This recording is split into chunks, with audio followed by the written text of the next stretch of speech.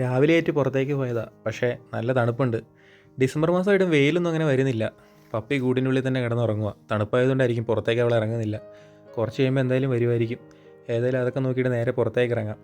പണ്ട് ഇവിടെയെല്ലാം നിറച്ചും കാടും പുല്ലും പള്ളയെല്ലാം ഉണ്ടായിരുന്നു. ഞാനിതെല്ലാം വെട്ടിത്തെളിച്ച് സൈഡിലേക്ക് ഇട്ടിട്ടുണ്ട്. അതിനു മുന്നേ ഇവിടെ ഇഷ്ടംപോലെ പൂക്കളൊക്കെ ഉണ്ടായിരുന്നു. പക്ഷേ ഇപ്പോൾ ഒന്നുമില്ല, മൊത്തം കാട് കയറി. ഞാനിവിടെ കുറച്ച് പുല്ലൊക്കെ നട്ടു വെച്ചിട്ടുണ്ട്. അതാകുമ്പോൾ കാട് വളരാതിരിക്കുമല്ലോ. ഇതെല്ലാം ചുറ്റിക്കറങ്ങി കണ്ടിട്ട് പിന്നെ അവിടെ ചപ്പയോറെല്ലാം കിടപ്പുണ്ട്. അത് ഞാനിവിടുന്ന് വെട്ടിക്കൂട്ടിയിട്ടതാണ്. ഉണങ്ങുന്നില്ല, ഉണങ്ങിയിട്ട് വേണം തീ കത്തിക്കാൻ. 2-3 ദിവസമായിട്ട് മഴയായതുകൊണ്ട് പിന്നെ നനഞ്ഞുകൊണ്ടിരിക്കുക. ഏതായാലും അതിൽ നോക്കി കിടന്നപ്പോൾ എൻ്റെ പഴയ പാറ കണ്ടു. ഈ പാറയുടെ പൊക്കത്തേന് എപ്പോഴും കയറിയിരിക്കുന്നതായിരുന്നു. പക്ഷേ ഇപ്പം മൊത്തം കാടും പള്ളയൊക്കെയായി. അവിടെ ഒരു ഓന്തിരിപ്പുണ്ട്.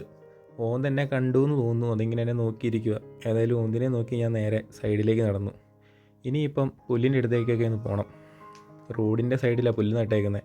കുറച്ചായി നട്ടിട്ട് മൊത്തം യൂറിയ വിതറിയതായിരുന്നു ഒന്ന് പച്ച കളറാകാൻ. പക്ഷേ മൊത്തം മഞ്ഞ കളറായി വാടിപ്പോയി.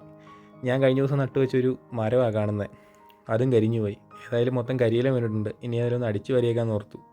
ചൂലെടുക്കാൻ വേണ്ടി പോകണം, അടിച്ചു വാരണം, അങ്ങനെ കുറച്ച് പണികളുണ്ട്. അതെല്ലാം നോക്കി ഞാനിങ്ങനെ നിന്നു.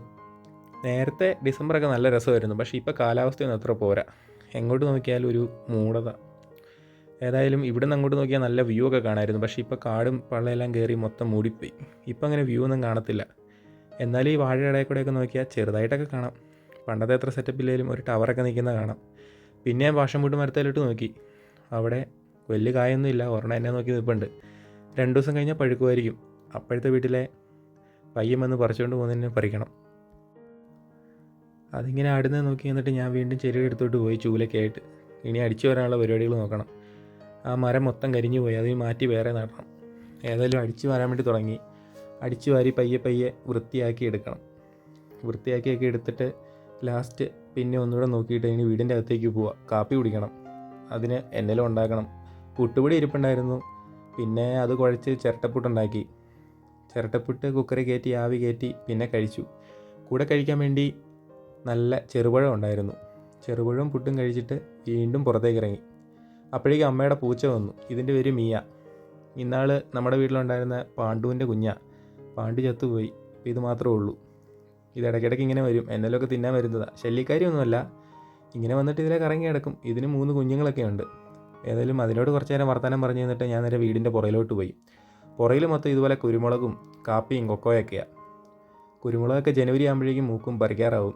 അപ്പോഴേക്കും പൈസ ഉണ്ടാക്കാം. ഈ കാണുന്ന പോലെ വീടിൻ്റെ പുറകിൽ കൊക്കോയൊക്കെ ഉണ്ടായിരുന്നു. പക്ഷേ അണ്ണാന്മാരെല്ലാം തിന്നുകൊണ്ട് പോവും. അതുകൊണ്ട് കൊക്കയൊന്നും കിട്ടാറില്ല. കാപ്പിയുണ്ട്. സ്റ്റെയർ കയറുമ്പോൾ എല്ലാം ഈ സൈഡിൽ കൂടെ കുരുമുളകാണ്. അതെല്ലാം ചുമ്മാ ഇങ്ങനെ നോക്കി അതിലേതിലേക്ക് നടന്നു. അപ്പോൾ നോക്കിയപ്പോൾ പപ്പായമരം ചാഞ്ഞ് കിടക്കുന്നു. ഇതിൽ കുറേ കപ്പളങ്ങയുണ്ട്. ഇത് നമുക്ക് സ്റ്റെയർ നിന്ന് സുഖമായിട്ട് പറിക്കാം. തോരൻ വെക്കാൻ വേണ്ടി പറിക്കണം, അല്ലെങ്കിൽ പഴുത്ത് കഴിഞ്ഞ് പറിക്കണം. വീടിൻ്റെ സൈഡിലോട്ട് നോക്കിയപ്പം ചാർത്തിൻ്റെ മേളിൽ മൊത്തം കരിയില കിടക്കുന്നു. അതൊക്കെ ഒന്ന് അടിച്ച് വരണം. ഇന്നിപ്പോൾ സമയമില്ല. ഏതായാലും നാളെ ആട്ടെ. പിന്നെ പുറത്തേക്ക് ഇറങ്ങി കാന്താരി മുളകെന്ന് കുറച്ച് കാന്താരി നോക്കി വീണ്ടും അങ്ങോട്ട് നടന്നു.